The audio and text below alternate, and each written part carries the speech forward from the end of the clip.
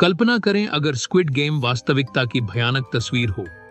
दक्षिण कोरिया के इतिहास में छिपा सत्य, ब्रदर्स होम जैसे दुखद स्थान, अंधेरी कथा,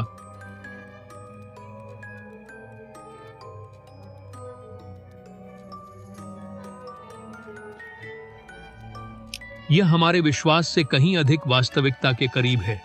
यह भयानक इतिहास सवाल उठाता है कि स्क्विड गेम की कथा में कितनी प्रभावी रूप से ब्रदर्स होम जैसी वास्तविक घटनाओं का प्रभाव पड़ा हो सकता है। जबकि यह श्रृंखला एक काल्पनिक कार्य है, इसकी शक्तिशाली सामाजिक टिप्पणी और प्रणालीगत असमानता की खोज वास्तव में गहराई से वास्तविकता पर आधारित महसूस होती है। शो में खेलों और ब्रदर्स होम में शोषण के बीच समानताएं सुझाव देती हैं कि निर्माताओं ने वास्तविक जीवन की अन्याय से प्रेरणा लेकर अपनी प्रभावशाली कथा तैयार की हो सकती है। ब्रदर्स होम की स्थितियां, जैसे कि स्क्विड गेम में प्रतिभागियों को जो चुनौतियां सामना करनी पड़ी, यह दर्शाती हैं कि कैसे हताशा मानवता को छीन सकती है और व्यक्तियों को अविश्वसनीय परिस्थितियों में मजबूर कर सकती है। दोनों मामलों में पीड़ितों को अक्सर कोई वास्तविक विकल्प नहीं दिया गया था। उनकी कमजोरियों से लाभान्वित होने वाले प्रणालियों द्वारा फंसा हुआ। इसने स्क्विड गेम के दर्शकों के लिए एक परेशान करने वाला प्रश्न प्रस्तुत किया। यदि हमें समान परिस्थितियों में रखा जाए तो हम में से कोई जीवित रहने के लिए कितनी दूर तक जाएगा? इन कहानियों को और भी भयानक बनाने वाली बात शोषण का प्रणालीगत स्वरूप है। ब्रदर्स होम ने अधिकारियों के निहित या स्पष्ट समर्थन के साथ ऑपरेशन किया, जिन्होंने इसकी दीवारों के भीतर की पीड़ा की अनदेखी की। यह स्क्विड गेम में खेलों के पीछे की छायावादी संगठन की तरह है, जहां शक्तिशाली व्यक्ति अपने मनोरंजन और लाभ के लिए कई लोगों के दुहक को संचालित करते थे।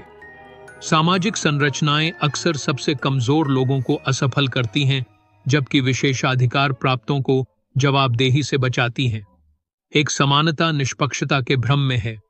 स्क्विड गेम में खेलों को मेरिटोक्रेटिक प्रतियोगिता के रूप में दिखाया गया है, जहां कोई भी पृष्ठभूमि के बिना जीतने का मौका रखता है। श्रृंखला के आगे बढ़ने पर खिलाड़ियों के खिलाफ संभावनाएं अधिक होती जाती हैं। ब्रदर्स होम ने खुद को पुनर्वास कार्यक्रम के रूप में प्रस्तुत किया, समाज के सबसे हाशियाई व्यक्तियों की मदद का वादा किया।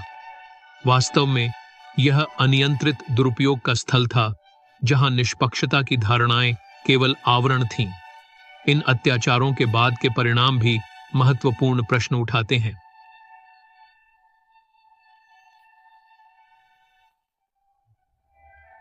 80 के दशक के अंत में ब्रदर्स होम के दुरुपयोग के खुलासा ने इसके बंद होने का कारण बना, लेकिन न्याय की प्राप्ति कठिन रही।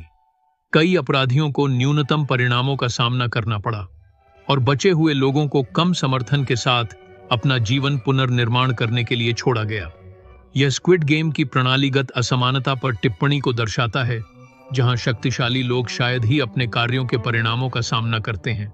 भले ही ऐसी प्रणालियां ध्वस्त कर दी जाएं, उनके पीछे के निशान पीढ़ियों तक बने रहते हैं। ब्रदर्स होम की विरासत इसके बंद होने से परे जाती है। यह इस बात की गंभीर याद दिलाती है कि संस्थान कैसे कल्याण और पुनर्वास जैसे महान आदर्शों को दुष्ट उद्देश्यों के लिए हेरफेर कर सकते हैं। इसी तरह स्क्विड गेम अपनी काल्पनिक कथा का उपयोग आधुनिक दुनिया की धन और शक्ति की लगातार पीछा करने की आलोचना करने के लिए करता है, अक्सर मानवता की कीमत पर। अतीत और वर्तमान के बीच यह संबंध, कल्पना और वास्तविकता हमें हमारे जीवन को नियंत्रित करने वाली संरचनाओं पर प्रश्न करने के लिए चुनौती देता है। जब दर्शक इन ऐतिहासिक और विषयगत संबंधों में उतरते हैं, स्क्विड गेम केवल मनोरंजन की भूमिका से परे हो जाता है। यह एक शक्तिशाली दृष्टिकोण बन जाता है, जिसके माध्यम से हम मानव इतिहास और समाज के अंधेरे कोनों की जांच कर सकते हैं।